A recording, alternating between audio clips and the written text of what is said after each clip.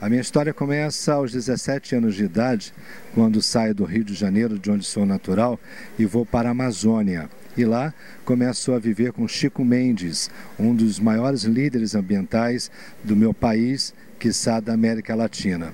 Chico Mendes foi covardemente assassinado no dia 28 de dezembro de 1988. E em 89 eu deixo a Amazônia e retorno ao Rio de Janeiro. Quer dizer, eu deixar a Amazônia não significa abandonar a ideia. Eu só volto ao Rio de Janeiro para trabalhar, para buscar uma oportunidade melhor como jornalista, me formo no Rio de Janeiro e aí retorno à Amazônia, continuando militando na causa da defesa animal e da defesa ambiental.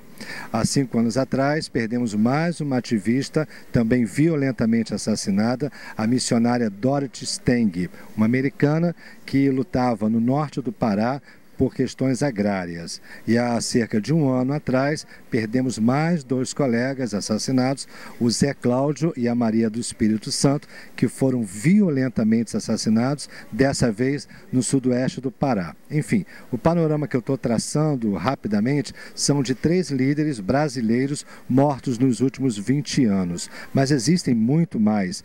No mesmo local onde Zé Cláudio e Maria do Espírito Santo foram assassinados, há cerca de 8 anos atrás, 19 homens também foram violentamente assassinados, só que dessa vez pela Polícia Militar do Estado do Pará. Eles não queriam desocupar uma área que era de reintegração de posse e a Polícia Militar, sem o menor equilíbrio para lidar com a questão, acabou atirando em várias pessoas e matou a queima-roupa 19 brasileiros. Bom, esse é só um pequeno panorama da nossa luta. Muito embora a sede da minha organização fique no Rio de Janeiro, a SOS Aves e CIA, nós temos uma atuação em rede federal. Tudo que acontece no Brasil que esteja ligado à defesa dos animais e à defesa da terra, à defesa do meio ambiente, nós estamos presentes.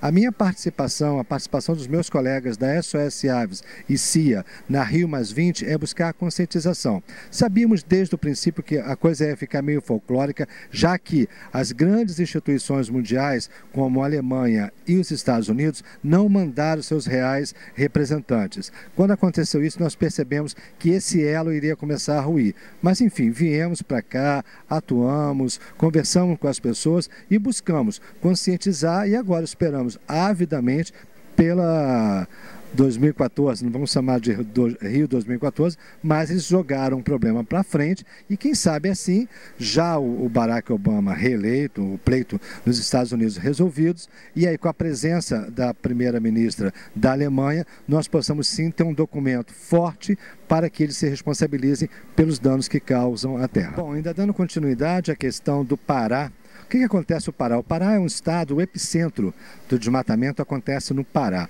A região sudeste e noroeste do Pará, ela tem um quadro de desmatamento muito grande. Basta você ver o mapa de desmatamento do Brasil.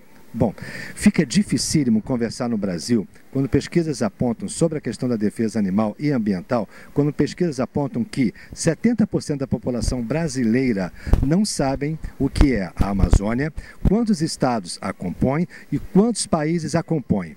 Esse quadro é um quadro estarrecedor, mas mais estarrecedor é quando a mesma pesquisa aponta que 90% dos políticos brasileiros também não sabem. A população brasileira não ter acesso a essa informação é um crime, porque deveria ser dado a ela essa oportunidade. Agora, os políticos brasileiros não saberem o que é a Amazônia, quais estados a compõem e quantos países a compõem, é uma lástima, porque são esses homens que estão votando o Código Florestal. Ou seja, está sendo votado um código por homens que não sabem o que estão votando.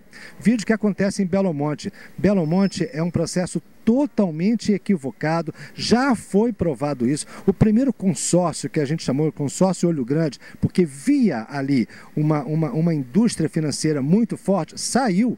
E hoje o consórcio que está lá não se sustenta. Ou seja, a gente consegue uma liminar, eles caçam. Conseguimos uma liminar, eles caçam de novo. Veja, a grosso modo, Belo Monte é o quê? É destruir a natureza para se tomar banho com água quente. Essa é a tradução mais clara de Belo Monte. Ela vai trazer mais algum outro benefício à população? Não.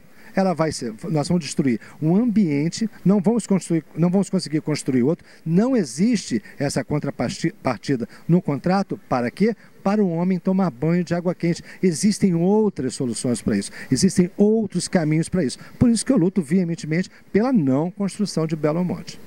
A construção de Belo Monte, ela se agrava por várias questões. Em primeiro lugar, ela foi feita um consórcio de forma totalmente equivocada. Empresas que participaram desse consórcio não tinham tributo jurídico para participar.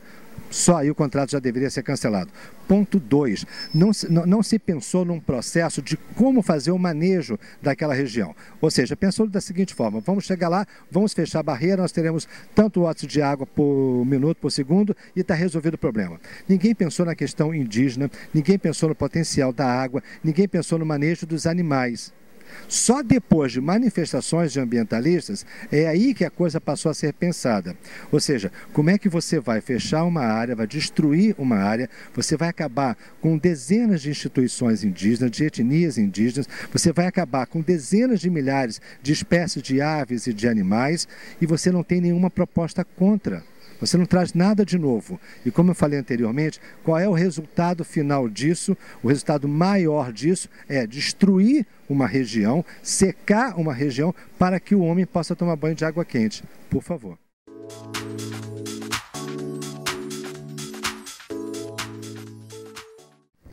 Eu gostaria de buscar o pensamento da seguinte forma: cuide antes que acabe.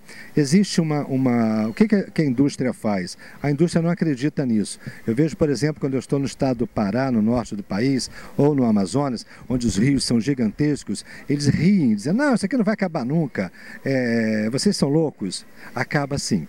Nós temos aí, como exemplo, várias histórias de que a própria natureza não conseguiu reverter o quadro escandaloso de destruição.